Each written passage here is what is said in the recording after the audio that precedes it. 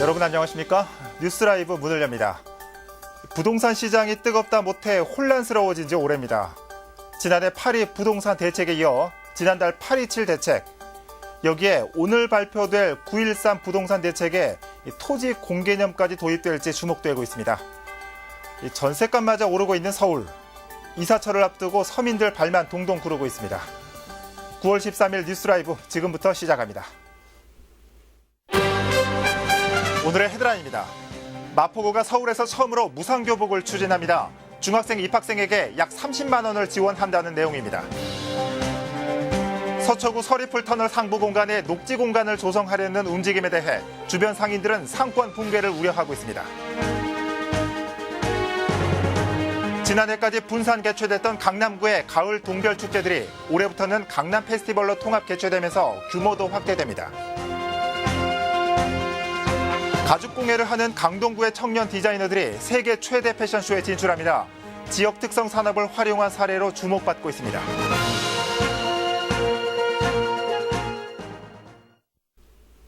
현재 경기도 10개 지자체에서 시행 중인 무상교복 지원 사업. 서울에서는 최근 마포구가 무상교복 지원 사업을 본격화하고 있습니다. 어떤 내용들을 담고 있는지 알아봅니다. 천서영 기자입니다.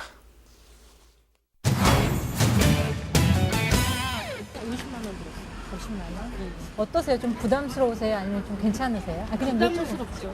부담스러워하시는데 그래도 필수니까 그냥 큰맘 먹고 사요. 마포구가 중학생 무상교복 지원 사업을 추진합니다. 교과서나 급식 등과 함께 매일 입어야 하는 교복도 교육 공공지에 포함된다는 것. 학생들에게 교복을 지급함으로써 보편적 교육 복지를 실현하겠다는 것입니다. 제가 구의원 시의원을 하면서 교육에 대한 관심이 굉장히 많았어요. 그럼 기초자치단체에서는 어떤 것을 지원할까? 그래서 교복도 공공재로 가야 된다. 구가 계획하고 있는 교복 지원 금액은 대략 30만 원 수준입니다. 마포구에 주민등록을 둔 중학교 입학생이 대상으로 내년의 경우 대략 2,700여 명, 약 8억 원의 예산이 소요될 것으로 구는 추정하고 있습니다. 신용카드나 체크카드로 교복을 구입한 뒤 영수증을 제출하면 심사 후 지원금이 입금되는 방식을 고려하고 있습니다. 한편 마포구는 이 같은 무상교복의 제도화를 위해 관련 조례를 최근 입법 예고했습니다. 다음 달 열리는 구의회 임시회에 조례안을 상정할 예정으로 사전에 구의원들을 대상으로 한 설명회도 진행할 계획입니다. 또 학생과 학부모, 학교장 등 관계자를 대상으로 한 설문조사도 계속 진행하고 있습니다. 조례안이 지금 입법 예고 중에 있습니다. 그래서 저희가 마포구의회 구의원님을 대상으로 사전 설명회를 개최할 예정이고요. 그다음에 저희 관내에 있는 학생들, 그다음에 학부모를 대상으로 의견 수렴하는 절차를 거칠 거고요. 한편 무상교복 지원 사업은 지난 2016년 성남시에서 처음 시작해 올해 과천시와 용인시, 고양시와 수원시 등 경기도 10개 지방자치단체에서 시행하고 있습니다. 서울시 최초 중학생 무상교복이 마포구에서 실현될지 여부에 관심이 모아지고 있습니다. 딜라이브 서울경기 케이블TV 천선입니다. 서초구에선 일명 서리풀 터널의 상부 공간 활용안으로 이 조경이냐 주차장이냐를 놓고 지역 주민들 간의 의견 대립이 벌어져 왔습니다. 구청의 설문조사를 통해 조경 쪽으로 의견이 모였는데 이를 두고 터널 인근의 상인들은 상권 붕괴를 우려하고 있습니다. 이재용 기자입니다. 가칭 서리풀 터널 상부 공간 활용안으로 전면 조경안이 채택됐습니다. 전면 조경과 일부 공간을 주차장으로 활용하는 안을 놓고 서초구가 지난달 22일부터 터널 인근 주민들을 대상으로 설문조사를 진행했는데 578명 중 82%가 전면 조경을 선택한 겁니다. 아무래도 주민들은 주차장은 이제 각자 다 알아서 이제 있는 방향이고 하다 보니까 주민들에게 이제 편안하게 쉴 수 있는 공간, 그다음에 아이들이 함께 뛰어놀 수 있는 그런 공간이 생기면 더 좋은 동네가 될 것 같아서. 이 같은 결과에 터널 인근 상인들은 상권 붕괴를 우려하고 있습니다. 가칭 서리풀 터널 방배동 방면 앞엔 거주자 우선 주차 공간이 138면 있는데요. 터널이 내년 2월에 개통되면 주차 공간이 모두 사라지기 때문입니다. 그동안 거주자 우선 주차 구역 일부를 활용해 부족한 주차 공간 문제를 해결해왔던 상인들로선 난감한 상황입니다. 차 타고 오시는 손님이 반 이상인데 여기 살면 터전인데 이 사람들의 터전을 희생시켜가면서 다른 동네에서 왔다 갔다 하는 이 사람들의 편의를 받으려고 하는 건지.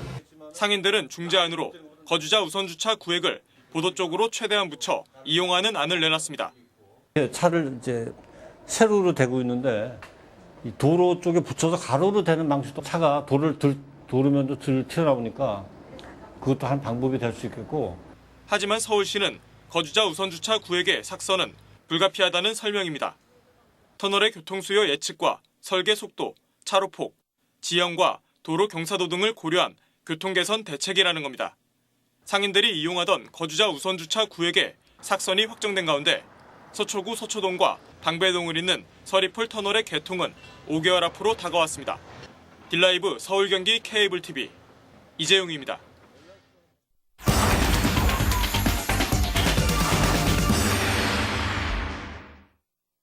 정부가 준비 중인 자치분권 종합계획의 지난 11일 국무회의를 통과했습니다. 주요 내용은 주민 참여 확대와 국가 사무의 지방 이양, 그리고 핵심 중의 하나였던 지방재정 확충을 통한 재정분권 추진 등의 내용이 담겼습니다. 그런데 이를 두고 지방의회는 의회 패싱이라는 단어까지 사용하며 불만을 드러내고 있습니다.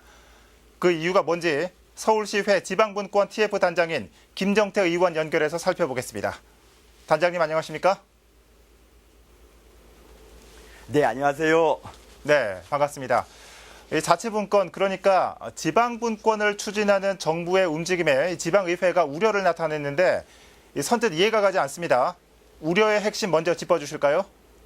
예, 그렇습니다. 쉽게 갈 수 있는 길을 너무 멀게 돌아간다는 느낌입니다. 예. 우리 지방분권, 우리 국민들도 기다리고 우리 특히 지방의회는 많이 기다리고 있습니다.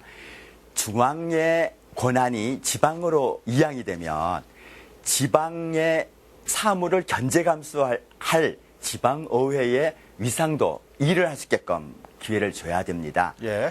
현재 계획안을 보면 먼저 개헌을 하고 지방분권을 시행하겠다는 계획입니다. 지방분권을 위한 개헌이 쉬워질까 걱정을 하고 있습니다. 예. 자치조직권과 인사 독립 그리고 이 전문 보좌관제 도입 등은 의회에서 예전부터 요구해온 사안이죠. 이 개헌까지 기다리기는 늦다. 이렇게 네네, 주장하시는 그렇습니다. 이유가 있으신지요? 네, 그렇습니다. 현재 지방분권과 또 우리 지방의회가 제대로 일을 할 수 있는 위상 정립을 위해서는 개헌이 아니더라도 네. 지방자치법 또는 대통령령이나 행정안정부 부령만 개정하면 충분히 가능합니다. 예. 한 가지 예를 들겠습니다. 지방자치법 91조를 보면 지방의회의 사무직원을 조례로 정한다고 하고 있습니다. 조례는 지방의회의 권한인데요. 예. 이 조례를 정하시는 그 기준을 다시 대통령령으로 또 규정을 하고 있습니다. 그러니까 지금 현재의 지방의 업무들, 지방의회의 업무를 모두를 다 중앙정부가 통제를 하고 있습니다. 개헌 없이도 법과 시행령만 고치면 지금 당장이라도 지방분권이 가능합니다. 예. 자, 어제 보도자료를 통해서 이 개헌을 전제로 한 자치분권 종합계획이 이 자치 지방분권의 실종으로 이어질 것이다. 이렇게 우려를 나타내셨습니다. 왜 이렇게 바라보시는지요? 네, 그렇습니다. 예, 이것도 하나의 두 가지 이유가 있습니다. 예. 첫 번째는 지방분권에 대한 국민적 합의는 이루어졌다고 보고 있습니다. 네. 그런데 개헌은 여야 간에 좀 의견이 다르고요. 국회에서 처리되기 위해서는 또 많은 시간도 걸립니다. 국민투표도 또 이어져야 되고요. 그에 반해서 우리 지방분권은 우리 국회에서 의결을 하면 간단히 쉬워집니다. 네. 두 번째는요. 지난 정부 때 2014년, 2015년 때도 우리 자치발전계획이 수립이 되고 실행 방안까지 있었습니다. 그러나 중앙정부 의지부저로 결국 실천에 옮기지 못한 아픈 기억도 우리 지방의회는 가지고 있습니다. 예. 지방분권 논의에서 지방의회가 소외됐다는 주장인 것 같습니다. 마지막으로 이 앞으로 TF팀 활동은 어떻게 그렇습니다. 진행될까요? 저희 우리 실은 우리 지방의회에서는요. 지난 2014년도부터 지속적으로 지방분권을 요구를 하고 네. 우리 청와대와 행정안정부, 국회를 통해서 공식 비공식적인 끊임없는 요구를 좀 하고 건의도 드렸습니다. 그러니까 지금 현재 기분은 열리지 않는 문을 지난 4년간 수없이 두드려왔다는 좀 실망감을 가지고 있습니다. 예. 자, 잘 들었습니다. 의원님 회기 중에 시간 내주셔서 감사합니다. 오늘 말씀 잘 들었습니다. 네, 감사합니다. 네. 김정태 서울시회 지방분권 TF단장 연결해봤습니다.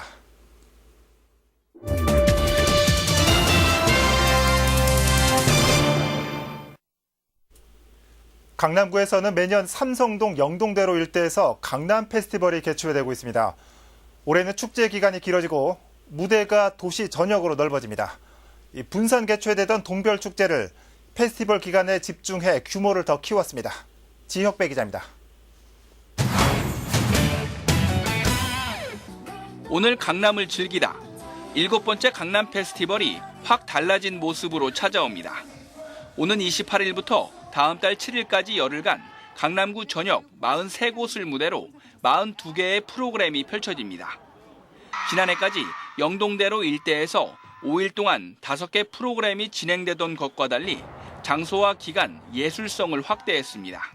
축제 문화도 좀 변화를 시키자. 그래서 그야말로 우리 강남이 서울의 1등 자치단체 그리고 대한민국의 1등 자치단체, 그러니까 세계적인 관광 명소로서의 1등 자축으로서 확실히 자리매김을. 코엑스 K-팝 광장에선 오는 28일 물과 빛 그리고 바람을 주제로 한 개막식이 축제의 시작을 알립니다. 코엑스와 영동대로 일대에선 축제 기간 동안 국내 최대 규모의 미디어 전광판을 활용한 야외 시네마와 별마당 도서관 패션쇼, 워너원과 엑소, 챔백 씨가 출연하는 K-팝 콘서트와 국제평화 마라톤 대회가 열립니다. 지역별로는 내 집 앞 단편 영화제와 찾아가는 버스킹 콘서트, 딜라이브 청춘 노래자랑과 나눔 장터, 강남 그랜드 세일이 이어집니다. 기존 동별 축제를 한데 모으고 새로운 프로그램을 더해 규모를 키워 변화된 모습을 선보입니다. 개막식과 축제 기획 총감독은 한국콘텐츠진흥원의 추천을 받아 선임했습니다. 강남 전역이 축제의 공간이고요. 그리고 42개 프로그램이 열흘간 동시에 개최되고요. 그 첫 시작이고요. 이 자체만으로도 기존의 강남 페스티벌과는 큰 차이가 있다. 올해 강남 페스티벌에는 개막식 3억 3천만 원을 비롯해 모두 22억여 원의 예산이 들어갑니다. 정순균 구청장은 미리 정해진 예산과 시간적 한계로 기대했던 것에 비해 20% 정도만 반영됐다며 재임 기간 축제를 확대하겠다고 밝혔습니다. 딜라이브 서울 경기 케이블 TV 지역배입니다. 강동구에선 청년 디자이너들을 지원하는 프로그램이 운영되고 있습니다. 최근 이 프로그램을 통해 세계 최대 패션쇼에 진출한 청년 디자이너들이 있어 눈길을 끌고 있습니다. 자세한 내용을 박영찬 기자가 취재했습니다. 가죽 위로 한 땀 한 땀 바느질을 수놓는 손길. 손때 묻은 가죽들은 각양각색의 가방으로 태어납니다. 이탈리아 밀라노에서 열리는 미펠쇼에 출품될 가방들의 모습입니다. 미펠쇼는 매년 전 세계 300개 이상의 가방 브랜드와 2만여 명에 육박하는 바이어가 참여하는 가방 박람회로 규모 면에서 세계 최대입니다. 박람회에 진출하는 작품 모두 서울 가죽 패션 창업 지원센터 소속 청년 디자이너들의 손에서 탄생했습니다. 지난해 처음 센터에 들어온 이후 1년도 채 안 돼 세계적인 패션쇼에 진출하는 쾌거를 달성했습니다. 유럽 전시회를 굉장히 가고 싶었거든요. 진짜 유럽을 가서 좀 기대가 많이 커요, 지금. 아시아 쪽보다는 좀 더 유럽 컨셉에 맞거든요, 제 가방이. 그래서 좋은 결과를 창출할 수 있을 것 같다고 생각을 합니다. 올해 1월부터 들어오게 되었어요. 처음 미펠쇼에 나가기로 정한 뒤부터 조금씩 설레임이 있었는데 크게 성장을 해서 다른 분들도 많이 도와드리고 같이 커나가고 싶습니다. 청년들이 일하고 있는 서울 가죽 패션 창업 지원센터에 건립 논의가 진행된 것은 5년 전. 서울 소재 가죽 산업체의 3분의 1이 강동구에 밀집한 것을 고려해 강동구 가죽 산업 역량과 국내 신진 디자이너들의 아이디어를 융화시킬 수 있는 공간을 만든 겁니다. 청년 디자이너들에겐 사업 자금 등의 금융 지원은 물론 홍보와 마케팅, 브랜드 운용에 필요한 경영 컨설팅을 제공하며 창업에 어려움을 겪는 청년 디자이너들의 등용문 역할을 하고 있습니다. 강동구만에 한 570개 정도의 가방 제조업체들이 있습니다. 디자인 교육, 제조 교육 갖다 같이 하고 있고요. 사회적 경제라는 부분하고 청년하고 밀접하게 가는 것들이 있어서 사회적 경제에서 이런 것도 하는구나. 실제 이런 경쟁력 제품도 만드는 이런 가치 확산도 같이 하려고 노력 중입니다. 지자체와 청년들이 사회적 경제의 틀 안에서 함께하는 서울 가죽 패션 창업 지원센터. 청년들은 오늘도 작업실에서 미래를 향해 나아가고 있습니다. 딜레이브 서울 경기 케이블 TV 박영찬입니다. 성북구 장위동에는 유명 건축가가 리모델링한 주택이 있습니다. 그런데 해당 주택이 개발로 사라질 위기에 처하자 성북구가 주택을 매입해 활용에 나섰습니다. 이혜진 기자입니다.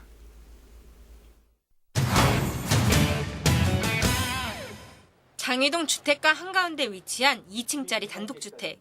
스테인글라스 창으로 장식된 외관이 눈에 띕니다. 주택 내부는 더욱 특이합니다. 유럽식 벽난로와 타일로 세련미를 갖춘 동시에 한쪽은 한옥을 떠올리는 광창과 마루로 꾸며졌습니다. 그야말로 동서양을 아우르는 건축 디자인입니다. 우리나라 1세대 건축가로 프랑스 건축연구소에서 근무한 뒤 국내에서 활동했던 김중업 교수의 작품입니다. 개인이 소유하고 있던 해당 주택이 빌라 개발로 사라질 위기에 처하자 성북구가 주택을 매입해 보존에 나섰습니다.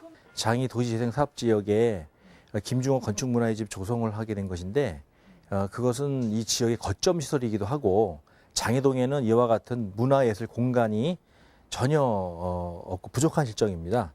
그러한 문화 공간을 주민들의 요구에 따라서 문화예술 공간으로 조성하게 된 것입니다. 얼마 전 해당 주택은 보수공사를 거쳐 김중업 건축문화의 집으로 개관했습니다. 먼저 1980년대 중상류층의 주거문화를 살펴볼 수 있는 욕실과 드레스룸이 위치한 2층은 전시 공간으로 꾸며졌습니다. 건축을 공부하는 학생들의 수업 공간으로도 활용되고 있습니다. 부엌과 거실이 자리한 1층은 어린이 책방과 주민 편의 공간으로 조성됐습니다. 변변한 문화시설이 없었던 장위동 주민들에겐 사랑방 역할을 하고 있습니다. 또 여기 이제 도서관이라든가 여기 마을 홍보관도 같이 운영하고 있기 때문에 마을에 대해서 궁금한 점이 있으면 와서 보기도 하고 애들 이제 시원하게 놀 수 있게 저기 이제 도서관도 와서 책도 보고 또 쉬었다도 가고 그런 공간으로서 아주 지금은 즐겁게 아주 기쁘게 받아들이는 중이에요.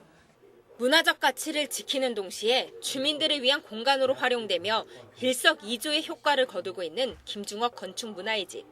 도시재생 사업의 좋은 사례로 남고 있는 해당 주택은 지난해 12월 서울시 미래문화유산으로 지정된 바 있습니다. 딜라이브 서울경기 케이블 TV 이혜진입니다. 건강한 지역사회 발전을 위해 주부들이 팔을 걷어붙였습니다. 노원 지역 주부들이 기자단을 꾸려서 본격적인 활동을 눈앞에 두고 있습니다.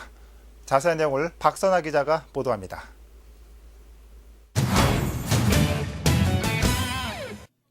노원 지역 모든 사건 사고가 접수되는 경찰서 종합상황실. 24시간 촘촘한 감시망을 유지하는 112 상황실에 주부들이 찾았습니다. 생사가 오가는 강력 범죄로부터 경찰은 어떻게 초동 대응하는지 이를 바라보는 주부들의 표정은 사뭇 진지합니다. 아마 경찰에서 하는 모든 사건들이 저희 112를 통하지 않고는 안 된다고 할 정도로 여기서 하고 있어요. 40, 50대 주부들로 구성된 주부 기자단. 본격적인 활동을 앞두고 첫 출입처 방문지로 경찰서를 택했습니다. 원구 범죄 발생률과 범인 검거율, 취약계층 실태까지 전반적인 지역 상황을 보고받습니다. 노원의 보이지 않는 곳, 어렵게 사는 사람들이나 아니면은 전문 기자들이 보지 않는 부분을 제가 노원구에 알리는 그런 역할을 하고 싶습니다. 주부기자단은 모두 30여 명, 취재를 앞두고 비장함과 설렘이 엿보입니다. 노원구에 활동하시는 어머니들이 참 많으세요. 봉사활동하시는 분들이. 행복한 노원구를 모토로 해서 저희가 활동을 할 예정입니다. 다음 달 첫 취재를 앞둔 주부기자단은 소외계층과 미담 사례 발굴, 부조리에 대한 감시를 다짐하고 있습니다.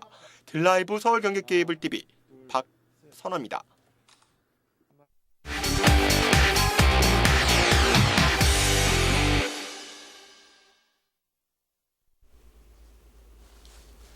어제 열린 제15회 딜라이브 케이블 TV기 서울시 초등학교 야구대회 12강 토너먼트 경기 결과입니다.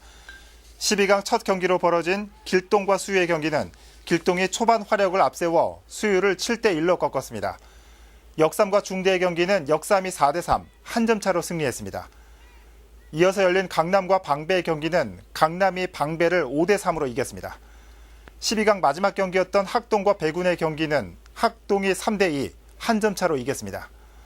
이로써 8강 토너먼트는 가동과 길동, 이수와 역삼, 고명과 강남, 도곡과 학동의 대결로 확정됐습니다. 서울시가 시내 어린이집 통학버스에 잠자는 아이 확인 장치, 이른바 슬리핑 차일드 체크 시스템을 전면 설치합니다. 시내 어린이집 통학 차량 1,500여 대 중 슬리핑 차일드 체크 시스템을 신청한 차량 전부인 1,400여 대에 설치될 예정입니다. 국비와 시비 5대5 매칭 사업으로 예산이 지원되고 어린이집 부담은 없습니다. 올해 10월까지 전면 설치될 예정으로 하차벨 방식과 NFC 방식, 비콘 방식 등 사용 방식은 어린이집별 선호에 따라 정해질 예정입니다. 마포구가 추석 명절을 앞두고 체불 임금으로 인한 사회적 갈등을 방지하기 위해 체불 임금 방지 대책을 시행합니다. 이를 위해 구는 오는 21일까지를 계약대금 집중 집행 기간으로 정하고 구가 시행 중인 공사와 관련해 준공금과 기성금, 노무비 등을 조기에 집행할 예정입니다. 더불어 마포구가 발주한 공사 중 하도급 계약이 포함된 건설 공사 현장 8개소에 대해서 내일까지 하도급 운영 실태 점검에 나섭니다. 점검 사항은 하도급 직불제 이행 여부와 표준 하도급 계약서 사용 여부, 주계약자 공동 도급제 적정성 등 하도급 부조리 3대 정책 과제 등입니다.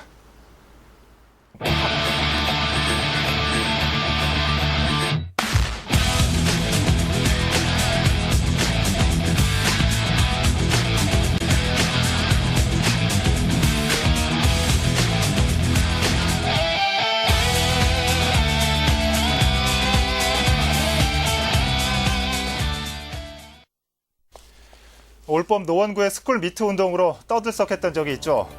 이번엔 광진구의 한 중학교가 교사에 대한 미투 폭로로 시끄럽습니다. 내 무릎에 앉으면 수행평가 만점을 주겠다. 한뼘 무릎 위에 얼마나 많은 권력이 있는지는 몰라도 최근 권력을 악용한 일련의 파렴치한 범죄들은 정당하지 못함을 넘어 비열하게까지 느껴집니다. 뉴스라이브 마칩니다. 시청해주셔서 고맙습니다.